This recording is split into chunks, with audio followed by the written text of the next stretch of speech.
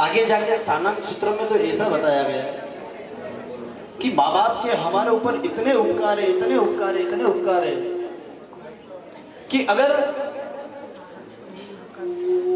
हमारे जीवन के अंदर हम रोज सुबह उठकर अगर समझ लो माँ बाप को उत्तम से उत्तम ऐसे तेलों की मालिश कराए, उत्तम से उत्तम सुगंधित ऐसे जल से स्नान कराए, उत्तम से उत्तम ऐसे मूल्यवान आभूषण पहनाए, उत्तम से उत्तम ऐसे वस्त्र पहनाए,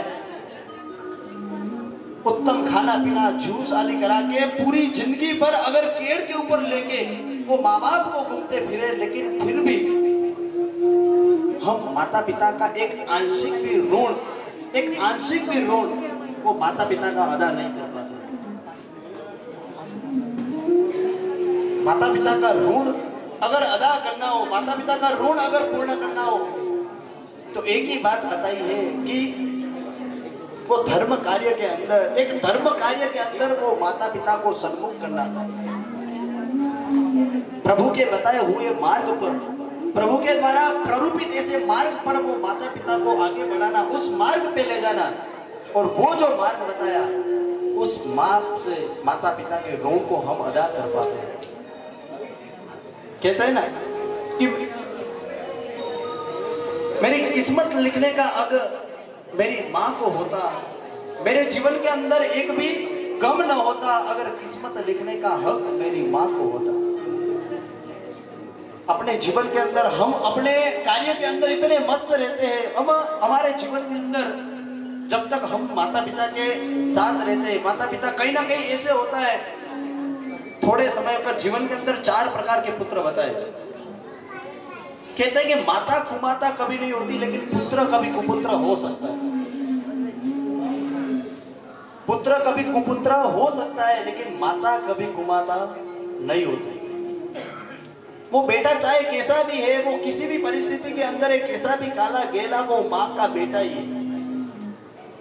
वो बेटा अगर जन्म लेगा, अगर वो बोल नहीं पा रहा होगा तो भी वो माँ आनंदित होगी, वो दौड़ नहीं पा रहा होगा तो भी वो माँ आनंदित होगी। वो चाहे कैसा भी रूप के अंदर बेटा हो, लेकिन वो माँ वो देखकर एक आनंद का, वो चाहे वो दर्द की पीड़ा, वो जन्म के समय की पीड़ा, लेकिन वो सभी प्रकार की पीड़ा वो कुछ समय के लिए, जैसे ही वो बालक का आवाज सुनती है, बेटे का आवाज, एक रोने का रुदन का आवाज सुनकर वो बाकी सब प्रकार की पीड़ा भूल जाता है।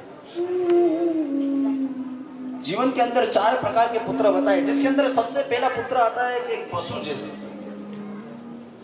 माता पिता जब तक स्तनपान करा रहे हो और उतने समय तक वो माता पिता के साथ रहे, उसके बाद अपने आप निकल जाए, तो वो पुत्र कैसा कहलाता है? पशु के जैसे। दूसरा जो पुत्र बताया वो अधम पुत्र, यानी कि जैसे ही वो अपने जीवन के 18 साल 20 साल वो माता पिता के साथ रहा, माता पिता के कार्य से, माता पिता की सेवा की, माता पिता के जैसे बताए ऐसा ऐसा कार्य किया, लेकिन अब जब जैसे ही उसकी शादी हुई और उसी समय माता पिता से वो दूर हुआ, तो वो पुत्र क्या कहलाता है? अधम कहलाता है। तीसरे नंबर के ऐसे पुत्र आते हैं कि जब तक वो माता पिता काम कर रहे होते, माता पिता के अंदर वो समर्थ होता है, वो शक्ति होती है, और ऐसे समय के अंदर जब तक वो माता पिता काम कर रहे तब तक वो माता पिता को क्या करेगा? साथ देगा, और तब तक वो माता पिता की सेवा करेगा। तो वो पुत्र कैसे कहलाते हैं? अधमाधम कहलाता है। लेकिन जो उत्तम पुत्र कहलाता है चौथे नंबर के अंदर, वो जीवन भर, जिंदगी भर, चाहे कैसी भी अवस्था हो, माता पिता की वृद्धा अवस्था में, जिस अवस्था में माता पिता को खास जरूरत होती है हमारी, और ऐसी अवस्था में भी माता पिता के हमेशा साथ रहे, उनका साथ निभाए, और ऐसा जो पुत्र कहलाता है वो पुत्र क्या कहलाता है? उत्तम पुत्र कहलाता है।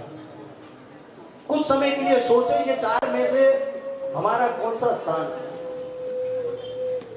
ये 4 में से हमारे कौन से समय के अंदर, कौन से स्थान के अंदर हमारा कहीं ना कहीं ऐसा विचार करें। हम ये नहीं सोच रहे कि हमने कहीं माता पिता को दुख दिया। कभी कभी ऐसा भी हो जाता है, माता पिता को दुख, कोई पीड़ा देना नहीं होता, कभी ना कभी माता पिता की बात काट देना, माता पिता को बोलने नहीं देना, माता पिता को जिस माँ बाप ने हमें बोलना सिखाया उस माँ बाप को हम क्या करा देते? चुप करा देते।